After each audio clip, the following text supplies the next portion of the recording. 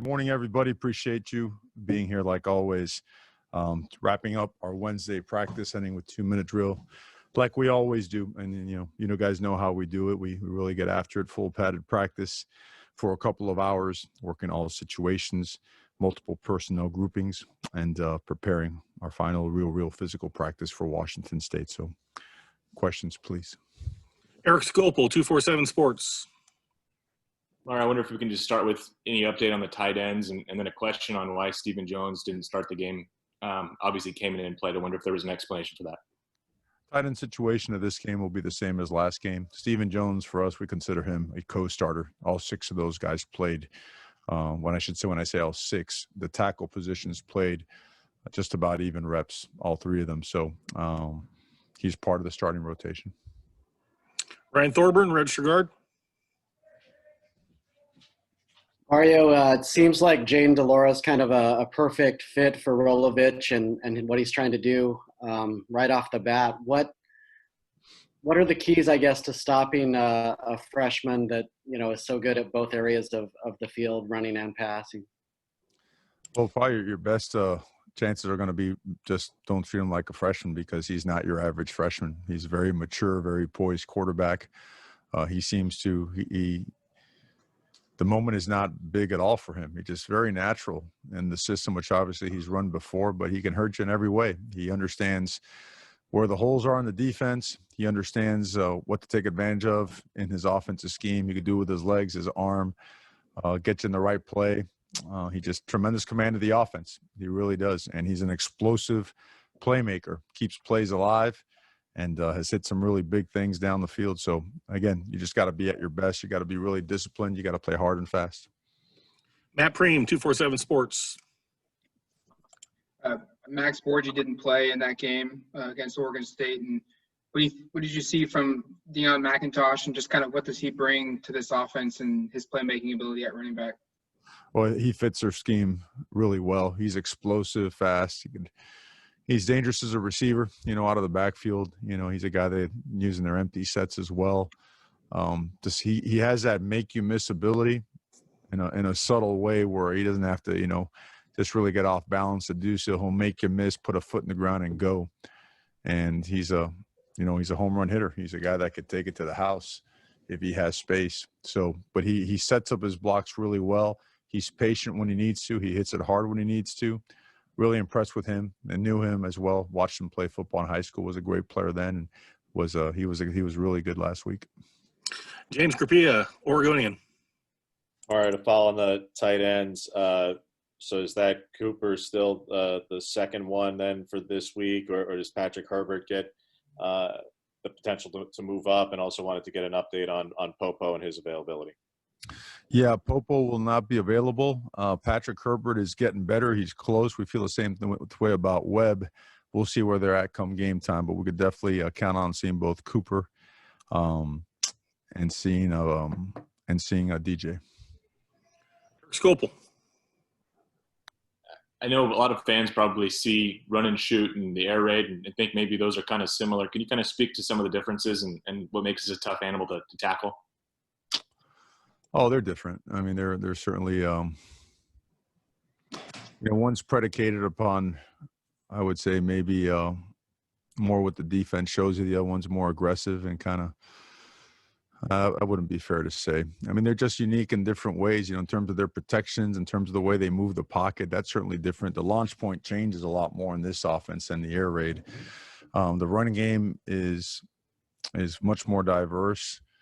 At least in this particular one. I mean, you'll see tackle trap, you'll see dart, you'll see inside zone, you'll see counter, you'll see swing passes, a really good draw game, both quarterback draws and just regular halfback draws.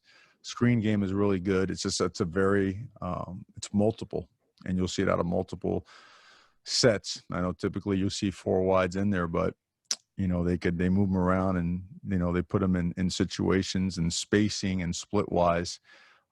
That allows them to create what they want to from a distribution standpoint in the passing game. Matt Preem. Sack opportunities against the air raid are pretty difficult just because of the timing and how quickly they get the ball out of the hands of the quarterback. Is that the same case with this, or is there going to be more opportunities for you guys to to get some pressures, to get some sacks, to get some hits on the quarterback? Oh, the ball's out quick.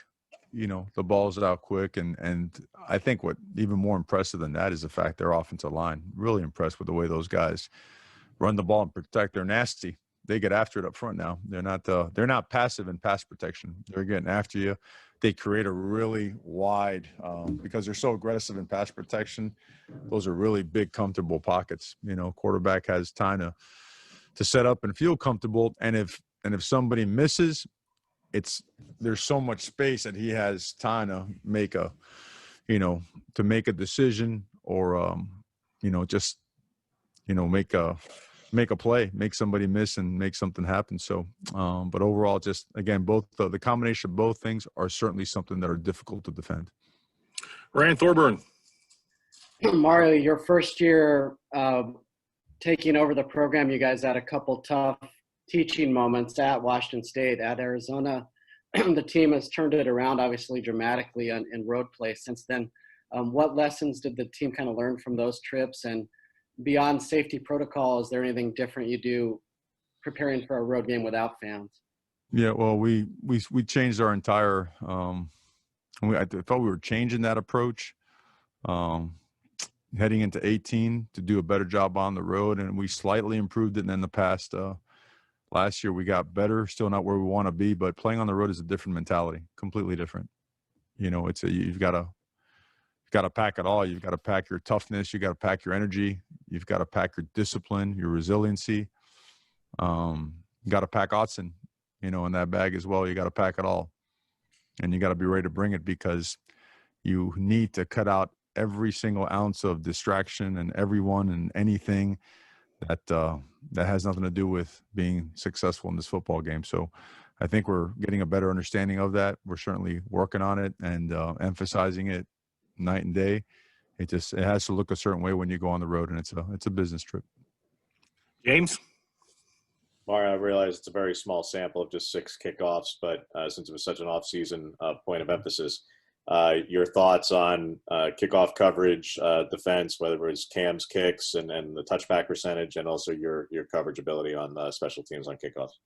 Well, it has to improve. We start off the game poorly, but we kick the ball right down the middle of the field, and certainly that's when you see a ball like that go up, your blood pressure goes through the roof because that's not the way it was intended. When it was called, we have kicks that go to the middle of the field and some that, go opposite and all that other stuff. But as the game went on, it certainly improved. And I know one was a line drive, but it was a touchback. The other one was just a normal touchback. Cam got better and better, and Cam has been excellent in practice. He really has. And we have confidence in him and expect him to have a great game. Eric. How is Noah kind of built off of his first collegiate game reps? I guess I'm curious if at a position like that where he's making some of the calls, if just getting that experience can be pretty significant for him in his development, and kind of, I guess, how does this week look from his perspective? You mean the 2 practices that we've had since the game? Sure, yeah. Okay. I think him and all those guys are doing a really good job just repping the system. It's every week. Here's a challenge of the Pac-12. You face some really different offenses week in and week out, so you're going to get consistent scheme and verbiage work, but you're going to see something different. So he's getting the kitchen sink thrown at him now. He really is, right? Last week you saw those guys lined up 2 and 3 tight end sets. Sometimes they spread you out, and all of a sudden it's a run and shoot. We don't look past this week, but I'm sure there'll be different stuff. I think he's been excellent. If you had to grade him in what he's done in practice, which I think is the question, I want to make sure I answer it correctly. I think he's done a great job. I think he's been physical. I think he's been a detailed guy. He's a student of the game. Like, he understands it. I mean, it's in the DNA of that family, right? Those guys like eat and sleep football, and he's approached it like a pro. James. Mario, because it's come up a lot today, particularly out of the SEC, Greg Sankey, Jimbo, Will, everybody's kind of chimed in on this issue. Your thoughts on, since it is your first road game, of road locker rooms, and literally Greg Sankey said it's an issue to address in terms of potentially expanding the road locker room area. Is that a concern for you in general? I'm not talking about one specific week, one school. It's not calling out anybody, but the issue as a whole about expanding visiting locker room areas? Because even before this, players have talked about and remarked about how visiting local locker rooms are not exactly great. Well, I think everything has to be on the table when you're dealing with what we're all dealing with. I know that here in Lane County, there's the medical experts and officials. They do a great job just having a setup that's, conducive to being safe and healthy. For example, our locker room's a mow, with every single shed and door open and all that stuff. So we that's the expectation when we're on the road. Our people have checked it out. We expect it to be safe, spacious, aired out, all the things that go with providing one. So I guess in answering the question, I would say that, all those things always have to be on the table because they matter. And if you read all the literature from the NFL and around the country, it's, those are areas that are always going to have to be paid special attention to because they involve gatherings. So Last question goes to Matt. What are the areas you just expect natural improvement from game 1 to game 2 from your team with so many new guys and young? You mentioned the young team. What's just the natural growth that you expect from week 1 to week 2? Well, in meeting with our team, well, I guess everyone has to improve. From our staff to our players, our trainers, our strength coaches, every player in the program.